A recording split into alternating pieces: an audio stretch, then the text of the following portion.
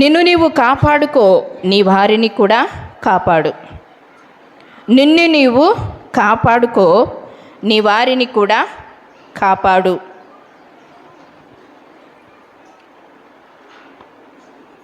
రెండవ రాజుల గ్రంథము 6వ అధ్యాయము, రెండవ రాజుల గ్రంథము 6వ అధ్యాయము 9-10 వచనాలను చదువుకుందాం.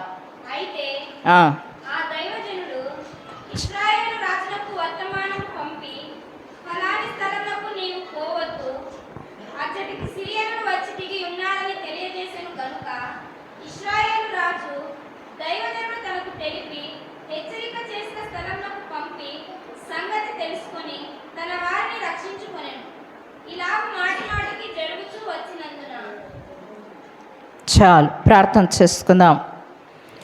మమ్మల్ని మిక్కిలిగా ప్రేమిస్తున్న మా ప్రియ పరలోకపు తండ్రి, పరిశుద్ధుడా, నీకు స్తోత్రం చెల్లించుకుంటున్నాము నాయన. ఈ పునరుత్థాన దినమందు మందిరావనంలో చేరి మిమ్మల్ని స్తుతించి ఆరాధించి గణపరుచుకునే భాగ్యమును మాకు ఇచ్చిన విధానాన్ని బట్టి కూడా నీకు స్తోత్రము ప్రభువా. చదవబడిన లేఖన భాగాన్ని మీరు మాకు విరిచి వడ్డించి మీరు మహిమ పొందుమని యేసు శక్తి కలిగిన నామను బట్టి అడిగి పెడుకుంటున్నాము నా తండ్రి, ఆమేన్. దేవునికి స్తోత్రం, హల్లెలూయా. రెండవ రాజుల గ్రంథము 6వ అధ్యాయము 9-10 వచనాల్లో మనం చూసుకున్నట్లయితే, అక్కడ సిరియా రాజు ఇజ్రాయేలు దేశం మీదకి యుద్ధంకి వెళ్ళాలని సిద్ధపాటుతో ఉన్నాడు. ఆ సిద్ధపడినటువంటి సిరియా రాజు తన దండును, తన సైన్యాన్ని పలాని స్థలానికి వెళ్ళాలి, మన సైన్యముతో పలాని స్థలంలో మీరు కూడుకోండి, పలాని స్థలంలో మీరు కూడుకోండి, ఈ సమయంలో మీరు కూడుకోండి అనే వర్తమానాన్ని సిరియా యొక్క సైన్యానికి అంతటికి, సిరియా యొక్క యుద్ధ నైపుణ్యతను కలిగినటువంటి వారికి అందరికీ కూడా సిరియా రాజు వర్తమానాన్ని అందిస్తున్నాడు. కానీ ఆ వర్తమానాన్ని అందిస్తూ ఉండేటప్పుడు ఇజ్రాయేలు రాజు ఆ వర్తమానాన్ని తెలుసుకున్న తర్వాత అతడు ఆ స్థలానికి వెళ్ళలేకుండా పోతున్నాడు. ఇలా మాటికి జరుగుతూ వస్తూ ఉంది. మాటికి జరుగుతూ వస్తూ ఉంది. ఈయన పలాని స్థలానికి పోవాలని చెప్పడము, పలాని స్థలానికి ఈ సమయానికి పోవాలని చెప్పడము, తరువాత ఈ దినాన పోవాలని చెప్పడము, ఇవన్నీ కూడా ఇజ్రాయేల్ రాజుకు తెలిసిపోతున్నాయి. ఎవరు మాట్లాడుకుంటున్నారు? సిరియా దేశంలో వీళ్ళు మాట్లాడుకుంటున్నారు. వీళ్ళ సైన్యం మాట్లాడుకుంటుంది, వీళ్ళ దండు మాట్లాడుకుంటున్నారు, సమూహం అంతా కలిసి మాట్లాడుకుంటున్నారు. ఈ మాట్లాడుకుంటున్నది ఇజ్రాయేలు రాజుకు తెలపబడుతూ ఉంది.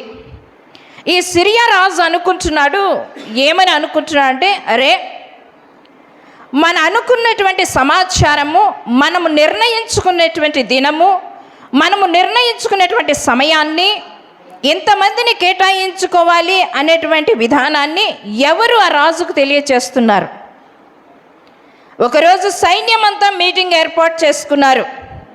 ఎవరు ఈ సమాచారాన్ని, మనలో నుంచి ఎవరో ఒకరు అక్కడికి సమాచారాన్ని తెలియచేస్తూ ఉన్నారు.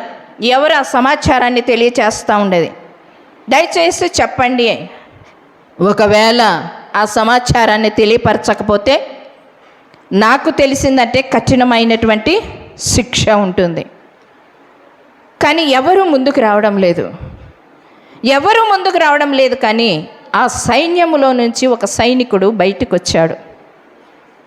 వచ్చి అంటున్నాడు, రాజా, మీకు ఒక మాట నేను చెప్పాలి అనుకుంటున్నాను.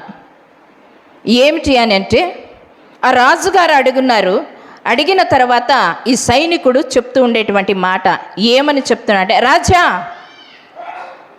ఈ సిరియా దేశములో నుంచి కానీ, ఈ సిరియా సైన్యములో నుంచి కానీ, ఈ సిరియా యొక్క దండులో నుంచి కానీ ఎవరు వెళ్ళి ఇశ్రాయేలు దేశపు రాజుకి ఎవరు వర్తమానాన్ని అందించడం లేదు. ఈ దేశాన్ని విడిచి ఆ దేశానికి మన దేశంలో నుంచి ఏ వ్యక్తి వెళ్ళడం లేదు. ఆ రాజు అంటున్నారు, మరి మనము అనుకుంటున్నటువంటి మాటలు, మనము మాట్లాడుకున్నటువంటి మాటలు, మనము ఎప్పుడు వెళ్ళాలి అనుకునే విషయాన్ని ఆ రాజు అక్కడ సిద్ధపడి ఆ స్థలానికి అక్కడికి రావడం లేదు. మరి ఎందుకు అని అన్నప్పుడు ఆ సైనికుడు అంటున్నాడు, రాజా, ఆ ప్రాంతాన్ని కాపాడుకోవడానికి ఒక వ్యక్తి ఉన్నాడయ్యా, ఆ ప్రాంతాన్ని సంరక్షించుకోవడానికి ఒక వ్యక్తి ఉన్నాడు, ఆ ప్రాంతం కోసము తన ప్రాణాన్ని సహితం ఇచ్చేటువంటి వాడు ఒకడున్నాడు, ఆ పట్టణంలో ఉన్న ప్రజలను ప్రాకారాన్ని మొత్తము ఒక చుట్టూ వేసేటువంటి ఒక వ్యక్తి ఉన్నాడు. ఆ వ్యక్తి ఎంతో ధైర్యవంతుడు, ఆ వ్యక్తి ఎంతో జ్ఞానవంతుడు, ఆ వ్యక్తి ఎంతో వివేకవంతుడు, ఆ వ్యక్తి దేవునితో సంభాషించేటువంటి వ్యక్తి. ఆ వ్యక్తి నువ్వు ఎప్పుడు ఏ సమయంలో ఏమి మాట్లాడుకుంటున్నావో ఆ వ్యక్తి ఆ ప్రాంతంలో మోకరించి ప్రార్థన చేసినప్పుడు నువ్వు ఇక్కడ మాట్లాడుకునేటువంటి సమాచారం అంతా వారు సేవిస్తున్నటువంటి దేవుడు వారికి బయలుపరుస్తూ ఉన్నాడు. వారు సేవిస్తున్న దేవుడు వారికి బయలుపరుస్తూ ఉన్నాడు. ఆ బయలుపరిచినటువంటి సమాచారాన్ని ఆ వ్యక్తి తీసుకొని రాజుకు వర్తమానాన్ని పంపిస్తున్నాడు. ఇజ్రాయేల్ రాజు వర్తమానాన్ని పంపిస్తున్నాడు. ఆ వర్తమానం పంపించిన తర్వాత తన సైన్యాన్ని ఆ స్థలానికి పంపించడం లేదు. చదువుదాం 10వ వచనం, 2వ రాజుల గ్రంథము 6వ అధ్యాయము 9-10 వచనాలు ఒకసారి చదువుకుందాం. అయితే ఆ దైవజనుడు ఇశ్రాయేలు రాజునకు వర్తమానము పంపి ఏమంటున్నాడండి?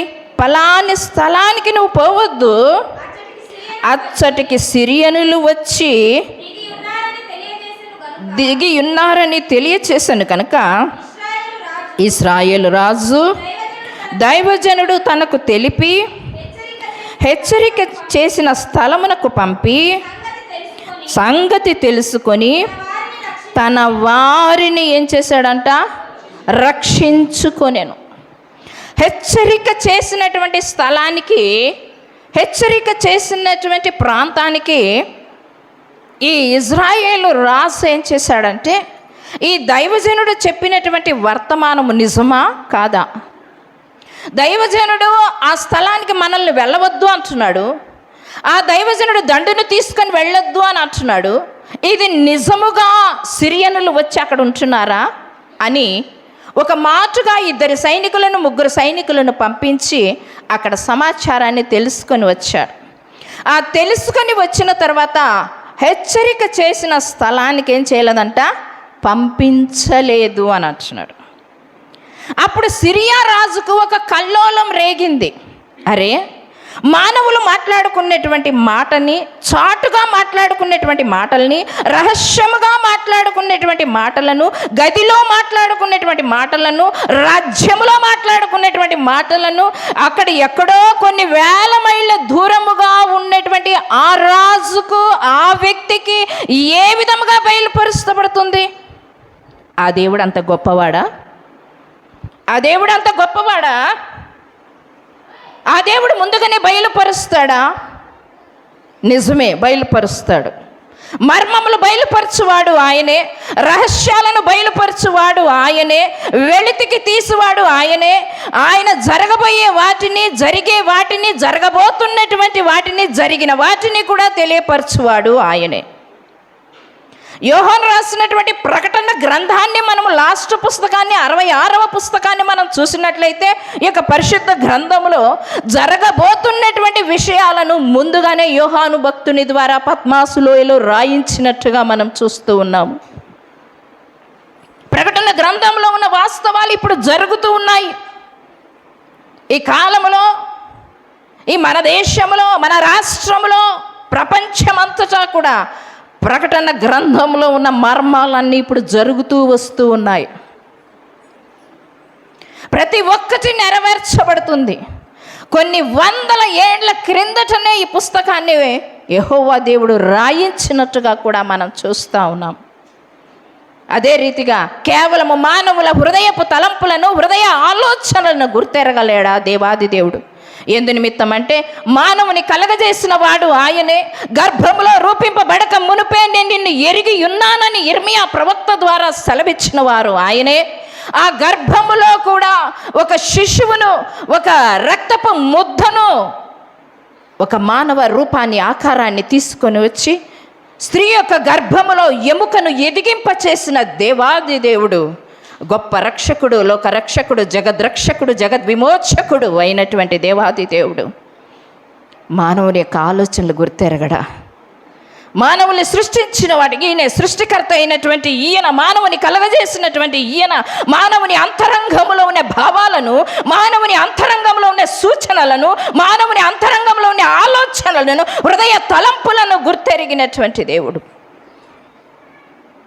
అవి కూడా ఎవరికి బయలుపరుస్తాడంట? దావీదు రాసిన కీర్తనలు చూసుకుందాం. దావీదు రాసిన కీర్తన 25వ కీర్తన 14వ వచనాన్ని చూసుకుందాం. దావీదు రాసిన కీర్తన, యెహోవా మర్మము ఆయన యందు భయభక్తులు గల వారికి తెలిసియే ఉన్నది. ఎవరికి తెలిసినదంట? ఆయన యందు భయభక్తులు కలిగిన వారికి, ఆ దైవజనుడికి, ఇజ్రాయేలు దేశంలో ఉన్న దైవజనుడికి ఆ మర్మాన్ని బయలుపరుస్తూ ఉన్నాడు. ఏ విధంగా బయలుపరుస్తున్నాడో తెలుసా? ఎందుకు బయలుపరిచాడో తెలుసా? ఎలీషా అనేటువంటి దైవజనుడు దేవుని యందు భయభక్తులు కలిగినటువంటి వాడుగా ఉన్నాడు, దేవుని హత్తుకొని జీవించినటువంటి వాడుగా ఉన్నాడు.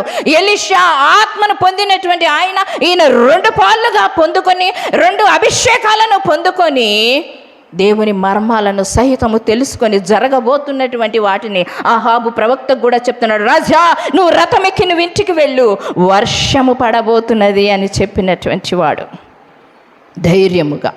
అదే రాజు ఆహాబు ఈ యొక్క దైవజనుడిని చంపమని కూడా ఆజ్ఞాపించాడు. కానీ ఆ దైవజనుడు నేరుగా రాజుల ఎదుట నిలబడి, రాజా, మనకు క్షామం వచ్చింది, వర్షము లేక 3.5 సంవత్సరము బాధపడ్డాము, పంట లేదు, భూమి నెరబడిచింది, మనుషులకు ఆహారము లేదు, పశువులకు ఆహారము లేదు, పక్షులకు ఆహారము లేదు, ఏది లేదు కదయ్యా. ఇదిగో దేవుడు నాకు ఆజ్ఞాపించాడు, నువ్వు ఇంటికి వెళ్ళక మునిపే రథాన్ని నువ్వు శుద్ధపరచుకో, దేవుడు ఆకాశం నుంచి వర్షాన్ని కుమ్మరిస్తాడు. దేవునికి స్తోత్రం, హల్లెలూయా. నిజంగా ముందుగా జరగబోతున్నటువంటి విషయం. ఆకాశంలో మబ్బు లేదు, ఆకాశంలో మేఘాలు లేవు, ఆకాశం చీకటి కమ్ముకోలేదు, మేఘం ఆవరించలేదు. కానీ దైవజనుడు అంటున్నాడు, ఇంకా కాసేపటికి వర్షం పడబోతుంది. ఆ యొక్క రాజు వెళ్ళిపోయాడు. వెళ్ళిపోయిన తర్వాత దైవజనుడు ఏం చేశాడో తెలుసా? మోకరించి మోకాళ్ళ మధ్యలో తలలను వంచుకొని ప్రార్థన చేశాడంట. ప్రార్థన చేశాడు, కన్నీటితో విలపించాడు, వేదనతో ప్రార్థన చేశాడు, ఆత్మమూలుగులు ప్రార్థన చేశాడు. చేసి వచ్చి పనివానితో అంటున్నాడు, పనివాడా, వర్షం పడుటకు సూచన ఏదైనా కనపడుతున్నదేమో ఆకాశం వైపు చూడు అంటాడు. అలా పలుమార్లు పంపించిన తర్వాత, ఆ దైవజనుడు పంపించిన తర్వాత ఆ పనివాడు ఒకసారి వస్తాడు. అయ్యా, అరచేయంత మేఘము ఆకాశంలో కనపడుతుంది అంటాడు. అరచేయంత మేఘము ఆకాశంలో కనపడుతుందయ్యా, అది చాలు ఇంకా. దేవునికి స్తోత్రం, హల్లెలూయా. అరచేయంత మేఘము భూమి మీద వర్షాన్ని కుమ్మరింపచేసింది. అరచేయంత మేఘము భూమిని అంతా తడిపింది, దేశమంతటా తడిపింది. పంటలు పండే విధమైనటువంటి వర్షము కుమ్మరించబడింది, కరువు తీర్చబడేంత వర్షము కుమ్మరించబడింది. దేశ ప్రజలంతా కూడా ఆనంద ఉత్సాహాలతో, గానాలతో ప్రతిగానాలు చేసుకుంటూ సంతోషించే అంత వర్షము భూమి మీద పడింది. 3.5 సంవత్సరము వర్షము లేదు, ధాన్యము లేదు, ఏ ఇంటిలో కట్టెలు పొయ్యిలు పెట్టలేదు, ఏ ఇంటిలో వంట వండుతలేరు, ఏ ఇంటిలో చూసినా కరువు చేత పిల్లలు, వృద్ధులు, గర్భిణీ స్త్రీలు అందరూ వేదన పడుతున్నారు, ఆకలి చేత అలమటిస్తున్నారు. అరణ్యం వైపు వెళ్ళారు, ఆకులు తింటున్నారు, పండ్లు తింటున్నారు, పిచ్చి పిచ్చిగా భోంచేస్తూ ఉన్నారు. ఎక్కడ చూసినా ఆహారం లేదు. కరువు చేత, క్షామము చేత బాధపడుతూ ఉన్నటువంటి సమయంలో ఆకాశం నుంచి కురియనటువంటి స్థలంలో, కురియనటువంటి కాలములో అక్కడ ఏం జరిగింది? వర్షము కుమ్మరించబడింది. ఎవరు చెప్పారు ఆ వర్తమానము వర్షం పడుతుందని? ప్రజలకు ఎవరు చెప్పారు? ఒక సామాన్యమైన మానవుడు. ఎవరా సామాన్యమైన మానవుడు అంటే దేవుని హత్తుకొని జీవించినవాడు, దేవుణ్ణి హత్తుకొని జీవించినవాడు, దేవుని ప్రణాళికలో నడిచినటువంటి వాడు, దేవుని ఉద్దేశాలను తెలుసుకొని జీవించినటువంటి వాడు, వాక్యానుసారంగా ధర్మశాస్త్రానుసారంగా బ్రతికినటువంటి వాడు, దేవుని నీడలలో ఆయన రెక్కల చాటున ఆయన దయగలిగిన హస్తములో బ్రతికినటువంటి వాడు ఈ దైవజనుడు. ఆయన మర్మాలను సైతం, ఆయన హృదయాంతరంగ లోతులలో ఉన్న విషయాలన్నిటినీ కూడా ఈ దైవజనుడు గుర్తెరిగి ముందుగా జరగబోతున్న విషయాలను ప్రజలకు తెలియచేసినట్టుగా మనం చూస్తూ ఉన్నాం. నిజమే. అదే విధముగా హెచ్చరిక చేసినటువంటి స్థలములో ఇంకా ఏమైనా కొన్ని ప్రాంతాలు ఉన్నాయా? తన ప్రజలను కాపాడుకోవడానికి, తన ప్రజలను సంరక్షించుకోవడానికి ఇంకా ఏమైనా ఉన్నాయా అంటే చాలా ఉన్నాయి. ఒకసారి 2 వేగుల వారిని నాయకుడు యెహోషువ అనేటువంటి నాయకుడు ఒక ప్రాంతానికి పంపించాడు. ఎందుకు పంపించాడు అని అంటే, ఆ దేశాన్ని దేవుడు మనకిస్తున్నాడు, ఆ దేశాన్ని దేవుడు మనకి ఇస్తూ ఉన్నాడు కనుక ఆ దేశ ప్రాంత వాసులు ఏ విధముగా ఉన్నారో, ఎంత సైన్యం ఉందో, ఎంత చుట్టుకొలత ఉందో, ఎంత వెడల్పు ఉందో, ఎంత పొడవు ఉందో, ఎంత సైన్యం ఉందో మీరు కనుక్కొని రండి అని సెలవిచ్చినప్పుడు ఆ 2 వేగుల వారు వచ్చారు. ఆ 2 వేగుల వారు వచ్చిన తర్వాత ఉదయం నుంచి సాయంకాలం వరకు ఆ దేశ పర్యటన చేస్తూ ఉన్నారు. ఏం చేస్తున్నారంట?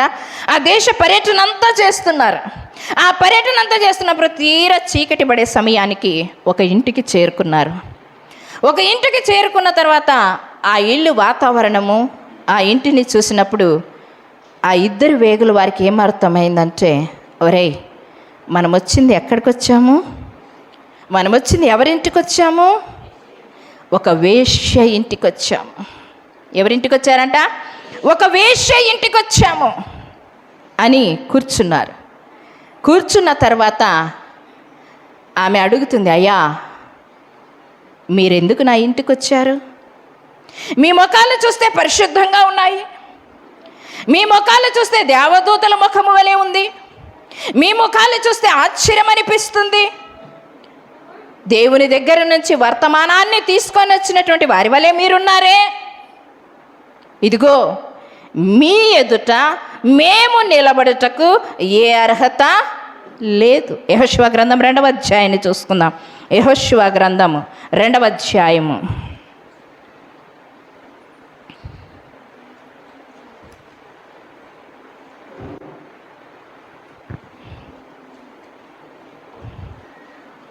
యెహోషువ గ్రంథం 2వ అధ్యాయము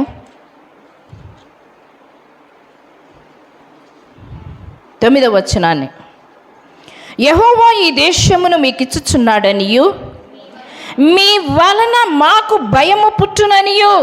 ఎవరి వలన? ఎవరి వలన అంటున్నాడు ఇక్కడ? 2 వ్యక్తులు వచ్చారు, కేవలం అంతవరకే. 2 వేగుల వారు వచ్చారు. ఆ 2 వేగుల వారితో ఒక వేశ్య మాట్లాడుతుండేటువంటి మాట, తన ప్రాంతం అంతా తన దిక్కుగానే ఉంది, ఆ ప్రాంతంలో ఈమె నివసిస్తూ ఉంది. కానీ ఆ ప్రాంత వాసులంతా కూడా ఈమెతో పాటు కలుపుకొని చెప్తూ ఉండేటువంటి మాట ఏమంటుంది తెలుసా? యెహోవా ఈ దేశమును మీకు ఇచ్చుచున్నాడనియు మీ వలన మాకు భయము పుట్టు. నాకు భయం అని అనలేదు అక్కడ, మాకు భయము పుట్టుననియు మీ భయము వలన ఈ దేశ నివాసులందరికీ ధైర్యము చెడుననియు నేను ఎరుగుదును. ఏమెరిగిందంట ఈమె? ఈ దేశము ఆ దేవుని బిడ్డలకి అప్పగించబడుతుంది, వారు స్వాధీనం చేసుకుంటారు కదా, వారు స్వాధీనం చేసుకుంటారు. ఈమె ఒక వేశ్య, ఆ ఊరి ప్రాంతానికి దూరముగా నివసిస్తుంది, ఆ ఊరి ప్రాంతానికి దూరముగా ఒక ప్రాకారం మీద నివసిస్తూ ఉంది. ఆ ఊరి వాళ్ళంతా ఆమెను వెలివేశారు, ఆ ఊరి వారంతా ఆమెను చీదరించుకున్నారు, ఆ ఊరి వాళ్ళంతా తల్లిదండ్రులు సహితము, రక్త సంబంధికులు సహితము, అన్నదమ్ములు సహితము అందరూ కూడా, ఊరి వారు కూడా ఆమె జీవితం అసహ్యకరముగా ఉంది అని చెప్పేసి ఊరి వెలుపల ఆమెను నెట్టివేశారు. ఊరి వెలుపల నెట్టివేసినటువంటి ఆమె తన జీవితం అసహ్యకరమైనటువంటి జీవితం జీవిస్తూ ఉన్నప్పటికీ కూడా, ఒక వ్యక్తి ఒక దొంగగా మారాడు అంటే, ఒక వ్యక్తి ఒక వేశ్యగా మారింది అంటే దానికి కారణము ఆ కుటుంబీకులే, ఆ సంఘమే, ఆ యొక్క వీధి మాత్రమే. వారు మారడానికి కారణము మనమే. ఎందుకు మారుతున్నారు వాళ్ళు? ఆ సమాజం ఆ విధంగా మారుతూ ఉంది. ఎందుకు వారు దొంగలుగా మారుతున్నారు? ఎందుకు వారు హంతకులుగా మారుతున్నారు? ఎందుకు వారు తాగుబోతులుగా మారుతున్నారు? ఎందుకు వారు జుదగాళ్ళుగా మారుతున్నారు అంటే ఇంట్లో సమస్యలు, ఇంట్లో ప్రాబ్లమ్స్. ఇంట్లో మనం ఆలోచన చేస్తే సంతోషం లేదు, సమాధానం లేదు, నెమ్మది లేదు, ఆనందము లేదు, ఉన్న వాటితో సర్దుకోలేనటువంటి తత్వము. అది ఎక్కడికి దారితీస్తుంది తెలుసా? హంతకుడుగా మారడానికి, దొంగగా మారడానికి, వ్యభిచారముగా మారడానికి కారణమవుతుంది. మరి ఈ స్త్రీకి గల కారణము ఆ కుటుంబ వ్యవస్థను ఒక పెద్దదానిగా ఉండి, ఒక పెద్ద కుమార్తెగా ఉండి పోషించాలేమో, పెద్ద కుమార్తెగా ఉండి బాధ్యత తీసుకున్నదేమో. వృద్ధాప్యంలో ఉన్న తల్లిదండ్రులను పోషించలేని స్థితి, పడిపోయిన మంచాన పడినటువంటి వారిని లేవలేనటువంటి స్థితి, సంఘము ఆదరించలేకపోతుంది, అన్నదమ్ములు ఎవరు సహాయం చేయలేకపోతున్నారు, బంధుమిత్రాదులు ఎవరు చేయూతనివ్వలేకుండా పోతున్నారు. ఆ కుటుంబము బాగుపడేది ఎట్లా? నేను ఉదాహరణగా చెప్తున్నాను. ఆ కుటుంబము బాగుపడేది ఎట్లా? ఆ కుటుంబం పైకి లేవనెత్తబడేది ఎట్లా? ఆ మంచాన పడినటువంటి వృద్ధాప్యంలో ఉన్న తల్లిదండ్రులు లేవనెత్తబడేది ఎట్లా? పెద్ద కుమార్తెగా ఉన్నటువంటి ఈమె బాగు చేయించడానికి ఆర్థిక సహాయం లేదు, బాగు చేయించడానికి చేతిలో చిల్లిగవ్వ లేదు, బాగు చేయించడానికి ఇంట్లో ఆస్తి లేదు, తండ్రి సంపాదించినటువంటిది ఏమీ లేదు, తండ్రి సంపాదించినటువంటి బ్యాంక్ బ్యాలెన్స్ ఏమీ లేదు. కానీ ఆ కుటుంబం నలిగిపోతుంది, ఆకలి చేత అలమటిస్తుంది, ఏవి తీరని లోటు, బాధ. ఎవరు సహాయం చేయడం లేదు. ఎవరింటికన్నా వెళితే చీదరించుకుంటున్నారు, తిరస్కరిస్తున్నారు. నిజమే, సమస్యల్లో ఉన్నటువంటి వారు మనకు ఎదురుగా వస్తే కనుక, వాడు వస్తే నాకు ఏమడుగుతాడో, నన్నేమడుగుతాడో అని వానికి ఎదురుగా వెళ్ళలేక పక్కనికి నెట్టుకొని పోయేటువంటి సమాజం ఇది.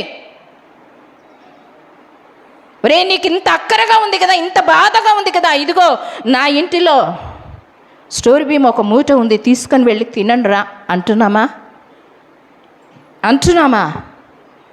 అనడం లేదు. ఆ సమాజం చెడిపోవడానికి కారణం నీవు నేనే. ఆ బిడ్డలు చెడిపోవడానికి కారణం నీవు నేనే. ఆ తల్లి ఆ స్థితిలో ఉంది. ఆ స్థితిలో ఉన్నప్పటికీ, ఆ రాహాబు వేశ్య ఆ స్థితిలో ఉన్నప్పటికీ కూడా ఆమె హృదయంలో ఏముందంట?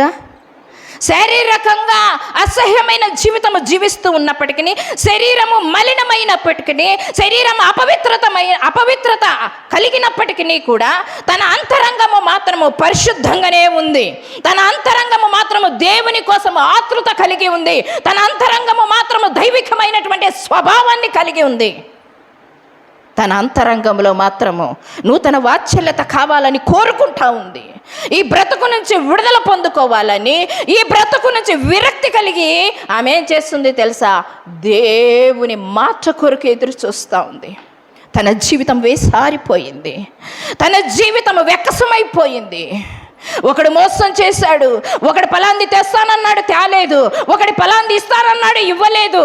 ఎవరు ఆమె కుటుంబాన్ని పోషించలేకుండా పోయారు. అందరూ మోసం చేశారు. ఆమె జీవితం విరక్తి పుట్టింది. ఆ విరక్తి పుట్టినటువంటి సమయంలో ఆమె ఎక్కడ చూసింది? ఆకాశం వైపు చూసింది. ఆకాశం వైపు చూసింది, దేవుని వైపు చూసింది. ఈ లోక మనుషులు ఎవరు ఆదరించలేరు, కానీ నన్ను సృష్టించిన సృష్టికర్త ఒకడున్నాడు, నన్ను పోషించే పోషకుడు ఒకడున్నాడు, నన్ను నిర్మించిన నిర్మాణకుడు ఒకడున్నాడు. ఆ ఒకరి వైపు నేను తిరుగుతాను అని అనుకొని ఆయన వర్తమానాన్ని అంతా విని సేకరించి ఎక్కడ ఉంచుకుందంట? హృదయంలో ఉంచుకుంది. ఏమి సేకరించింది ఆమె ఏమి సేకరించింది? తన జీవితం ఊరి వెలుపల ఉంది, తన జీవితం అసహ్యకరంగా ఉంది. మరి దేవుని యొక్క సమాచారాన్ని ఆమె ఏ విధముగా తెలుసుకుంది? కింది వచనాలు చూసుకుందాం. కింది వచనాలను మీరు 10వ వచనం 2వ అధ్యాయం, యెహోషువ గ్రంథం 2వ అధ్యాయము 10వ వచనాన్ని చూసుకుందాం. మీరు ఐగుప్తు దేశములో నుండి వచ్చినప్పుడు, అంటే వీరు ఐగుప్తు, ఇశ్రాయేలు ప్రజలంతా ఐగుప్తు దేశము నుంచి వచ్చినటువంటి సమాచారము ఈమె ఏం చేసింది? తెలుసుకుంది. తర్వాత ఆమె చెప్తా, మీ ఎదుట ఎర్ర సముద్రమును నీటిని ఏ విధముగా ఆరిపోజింపచేశాడో, ఆరిన నేలలో ఇశ్రాయేలు ప్రజలు కొన్ని లక్షల మంది ఏ విధముగా నడిచారో నేను ఆ సమాచారాన్ని విన్నాను. నీ దేవుడు గొప్ప దేవుడు, నీ దేవుడు గొప్ప దేవుడు. ఒక సముద్రాన్ని 2 పాయలుగా చేసి గోడలుగా నిలబెట్టి ఆరిన నేలలో మిమ్మల్ని నడిపించిన దేవుడు కదా, మిమ్మల్ని నడిపించిన వాడు కదా. ఇశ్రాయేలు ప్రజలారా, మీ దేవుడు ఎంత గొప్ప దేవుడు. ఆ వేగులు వారితో మాట్లాడుతుంది ఎవరు? ఒక అన్యురాలు. ఎవరు? అపవిత్రమైన జీవితము కలిగినటువంటి ఆమె. పవిత్రమైనటువంటి మాటలు ఆమె నోటిలో నుంచి పేతురుభక్తుడు అంటాడు కదా, మట్టి ఘటములో నుంచి ఐశ్వర్యము ఉంటుందా? ఇప్పుడు మట్టి ఘటమైనటువంటి రాహాబు వేశ్య జీవితంలో పేతురుభక్తుడు అంటాడన్నమాట, ఈ మట్టి ఘటములో నుంచి ఐశ్వర్యం ఉందా? ఐశ్వర్యం ఏది తెలుసా? వెండి బంగారాల కన్న మిన్నైనది యేసు ప్రేమ, నా యేసు ప్రేమ. వెండి బంగారాల కన్న మిన్నైనది యేసు ప్రేమ, నా యేసు ప్రేమ. పాడనైనా. చాలిన ప్రేమ, నీ పరిస్థితిని మార్చగల ప్రేమ, ఏ స్థితికైనా చాలిన ప్రేమ, నీ పరిస్థితిని మార్చగల ప్రేమ, వెండి బంగారాల కన్న మిన్నైనది యేసు ప్రేమ, నా యేసు ప్రేమ. వెండి బంగారాల కన్న మిన్న. అందరూ క్లాప్స్ కొడదాం, అందరూ చప్పట్లు కొట్టుకుంటూ పాడబడదాము. నా యేసు ప్రేమ, యేసు ప్రేమ, నా యేసు ప్రేమ, యేసు ప్రేమ, నా యేసు ప్రేమ. స్థితికైనా చాలిన ప్రేమ, నా పరిస్థితిని మార్చగల ప్రేమ, ఏ స్థితికైనా చాలిన ప్రేమ, నా పరిస్థితిని మార్చగల ప్రేమ, నీకు బదులు మరణించిన ప్రేమ, చిరజీవము నీకొసగే ప్రేమ, నీకు బదులు మరణించిన ప్రేమ, చిరజీవమును సగిన ప్రేమ. యేసు ప్రేమ, శాశ్వత ప్రేమ, యేసు ప్రేమ, శాశ్వత ప్రేమ. హల్లెలూయా, మహదానందమే, హల్లెలూయా, మహదానందమే. వెండి బంగారాల కన్న మిన్నై. అందరూ నోరు విప్పాలి. యేసు ప్రేమ, నా యేసు ప్రేమ, వెండి బంగారాల కన్న మిన్నైనది యేసు ప్రేమ, నా యేసు ప్రేమ. ఏ స్థితికైనా చాలని ప్రేమ, నా పరిస్థితిని మార్చగలిగినటువంటి ప్రేమ, నా దుర్గతిని మార్చగలిగినటువంటి ప్రేమ, రాహాబు యొక్క జీవితాన్ని మార్చినటువంటి ప్రేమ. రాహాబు జీవితంలో, ఆమె చీకటి జీవితంలో ఒక వెలితిగా, ఒక వెలుతురుగా, ఒక ఇదిగా దీపముగా హృదయంలో వెలుగుతూ ఉన్నాడు ఆయన. ఆ వెలుగుతూ ఉన్నటువంటి దాన్ని, ఆ వెలుగుని ఇంకా ప్రజ్వలింప చేయాలని, ఆ వెలుగును లోకానికి తీసుకొని రావాలని, ఆ వెలుగు లోకమంతా చూడాలని, లోక రక్షకుడుగా, జగత్ రక్షకుడుగా ఆయన చీకటిలో ఉన్న వారికి ఆశ్చర్యకరమైన వెలుగునివ్వడానికి ఈ లోకానికి వచ్చినటువంటి ఆయన ఆమె హృదయంలో ఒక వెలుగుగా ఉన్నాడు. దేవునికి స్తోత్రం, హల్లెలూయా. ఆ వెలుగును ఆమె ఏం చేస్తుంది తెలుసా? వారి మధ్యలో ప్రజ్వలింప చేస్తూ అంటుంది, మీ దేవుడు గొప్పవాడయ్యా. ఎర్ర సముద్రాన్ని 2 పాయలుగా చేసి ఆరిన నేలలో మనుషులను, కొన్ని లక్షల మందిని నడిపించినటువంటి ఆయన. తర్వాత అంటుంది చూడండి, ఏమంటుంది తెలుసా? మేము వినినప్పుడు మా గుండెలు కరిగిపోయెను. మీ దేవుడైన యెహోవా పైన ఆకాశమందును క్రింద భూమి యందును మీ దేవుడు దేవుడే. ఆకాశముల పటజాలన్నటువంటి గొప్ప దేవుడు. ఆకాశమందు ఆయనే ఉన్నాడు, భూమి మీద ఆయనే ఉన్నాడు. దావీదు అంటున్నాడు, అయ్యా నేను ఎక్కడికి వెళ్ళినప్పుడు, సముద్రంలో వెళ్ళినప్పుడు, అగాధంలో వెళ్ళినప్పుడు, భూమి మీద ఉన్నప్పుడు, లోతులలో సముద్ర తరంగాలలో ఉన్నప్పటికీ నీవక్కడ ఉన్నావు అంటున్నాడు దావీదు. నీవక్కడ ఉన్నావు అంటున్నాడు. ఈమెమంటుంది తెలుసా? మీ దేవుడు ఆకాశమందు దేవుడే, భూమి యందును దేవుడే. దావీదు వర్ణించినటువంటి వర్ణన ఈమె వర్ణిస్తూ ఉంది. దావీదు దేవునితో తత్సంబంధాన్ని కలిగినవాడు. దావీదు దేవునితో రోజు మాట్లాడుతున్నవాడు. 3 సార్లు ప్రార్థన చేస్తూ 7 మార్లు దేవుని స్తుతించినటువంటి వాడు. కానీ ఈమె చీకటి జీవితము జీవిస్తున్నటువంటి ఈ తల్లి దేవుని హృదయంలో కొనియాడుతూ ఉంది. ఆత్మ మూలుగుల ఆవేదన ఆమెలో ఉంది. అందుకే అంటుంది, ఆ దేవుణ్ణి గురించి మొరపెడతాంది. మొరపెట్టిన తర్వాత అక్కడ ఆయనతో మాట్లాడుతూ ఉండేటప్పుడు ఈమె, వాళ్ళతో మాట్లాడుతూ ఉండేటువంటి ఈమె వెంటనే డోర్ కొట్టారు. ఆ దేశ ప్రజలు ఏం చేశారు? డోర్ కొట్టారు. డోర్ కొట్టిన తర్వాత వెంటనే ఆమె తీయడానికి ప్రయత్నం చేయలేదు. కానీ ఆ 2 వేగుల వారిని తీసుకొని మిద్దె మీదకి తీసుకొని వెళ్ళి జమ్ము యొక్క కట్టెలలో వారిని దాచిపెట్టి, కట్టె అని ఇక్కడ సంబోధించారు, కట్టెలలో వారిని దాచిపెట్టి కిందికి వచ్చి ఆ తలుపు తీసినప్పుడు అంటాను, అయ్యా ఎవరు అని అన్నప్పుడు, ఈ దేశాన్ని వేగు చూడడానికి 2 మనుషులు వచ్చారు. ఆ మనుషులు నీ ఇంటికి వచ్చారని వర్తమానం రాజుకు తెలియపరచబడింది. రాజు మమ్మల్ని నీ ఇంటికి పంపించాడు. రాజు మమ్మల్ని నీ ఇంటికి పంపించాడు. అప్పుడు ఆమె అంటుంది, అయ్యా వారు వచ్చిన మాట వాస్తవమే. ఊరి గవిని వేయబడక మునిపే వారు వెళ్ళిపోయారయ్యా. మీరు ఒకవేళ తరిమితిరా పట్టుకుంటారు, మీరు ఒకవేళ తరిమితిరా పట్టుకుంటారు, దయచేసి వెళ్ళిపోండి అని అన్నప్పుడు వాళ్ళను పంపించి మరలా డోరేసి ఆమె ఏం చేసింది తెలుసా? ఆ మిద్దె మీద ఉన్నటువంటి వేగుల వారి దగ్గరికి వెళ్ళి మాట్లాడుతూ ఉంది, అయ్యా నేను మీకు ఉపకారం చేశాను. ఈ దేశ రాజుకు పట్టివ్వకుండా, ఈ దేశ ప్రజలకు మిమ్మల్ని పట్టివ్వకుండా నేను ఉపకారం చేశాను కనుక. ఆమె ఏమంటుంది? ఎంత చక్కని మాట అంటుంది తెలుసా? నేనును నా ఇంటి వారును, నా అన్నదమ్ములను, నా అక్క చెల్లెలను మేమందరము క్షేమముగా ఉండలాగన, ఈ ఇంటిలో సురక్షితముగా ఉండలాగన నేను చేసిన ఉపకారానికి మీరు అపకారం చేయకుండా ఉపకారము చేయండి. ఈ దేశము మీకు ఇస్తున్నాడు, ఈ దేశమంతా దేవుడు మీ సొత్తు చేసుకుంటున్నాడు. కానీ ఈ దేశము నాశనము చేసేటప్పుడు నన్ను, నా కుటుంబాన్ని మీరు ఏం చేయొద్దంటున్నాడు? నాశనం చేయొద్దని అంటా ఉంది. ఆమె వేడుకుంటుంది. ఎవరి గురించి వేడుకుంటుంది? ఎవరి గురించి వేడుకుంటుందండి? తన రక్త సంబంధికుల గురించి, తన బంధువుల గురించి వేడుకుంటా ఉంది. తన గురించి వేడుకోవడం లేదు. అదే రక్త సంబంధులు ఆమెను ఒకప్పుడు వెలివేశారు, ఒకప్పుడు ఆమెను నీచంగా చూశారు, అవమానించారు, గేలి చేశారు, కించపరిచారు, చెడుగా మాట్లాడుకున్నారు. కానీ ఈమెమి కోరుకుంటుంది?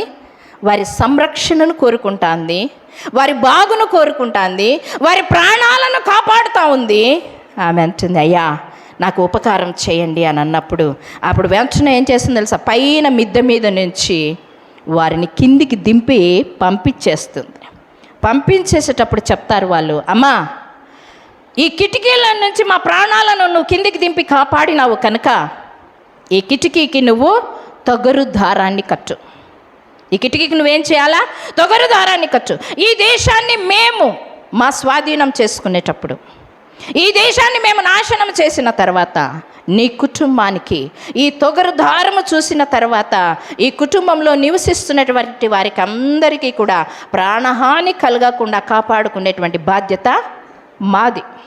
ఒకవేళ ద్వారము వెలుపలికి వచ్చేటువంటి మనుషుల యొక్క ప్రాణము మాకి సంబంధం లేదు, దానికి సంబంధం లేదు. నీ ఇంటిలో ఎంతమందిని చేర్చుకుంటావో, నీ కుటుంబంలో ఎంతమందిని చేర్చుకుంటావో, నీ బంధువులను ఎంతమంది చేర్చుకుంటావో, పట్టజాలనంతగా నువ్వు ఇసుక రేణువుల వలె నీ ఇంటిలో పెట్టుకున్నా కూడా మేము కాపాడే బాధ్యత మాది, కాపాడే బాధ్యత మాది అని అన్నారు.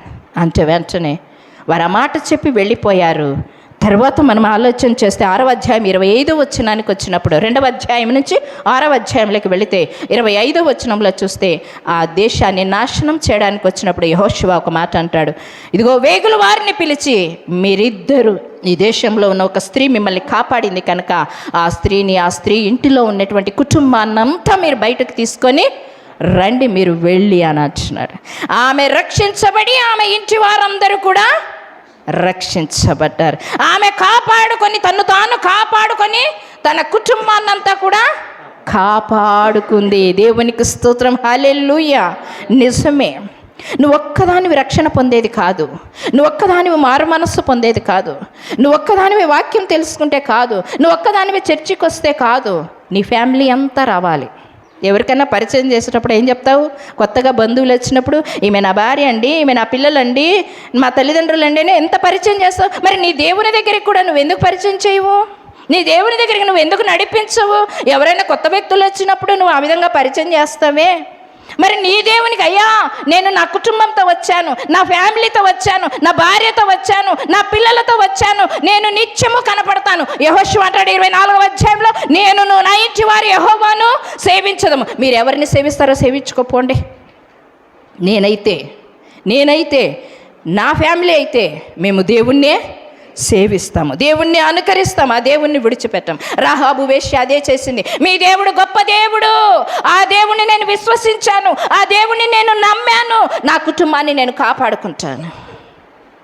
నన్ను వెలివేసినా, నన్ను కించపరిచినా, నన్ను నిందించినా, నన్ను అవమానించినా, నన్ను గేలి చేసినా, ఒక వేశ్య అని అన్నా కూడా నా కుటుంబాన్ని నేను కాపాడుకుంటాను.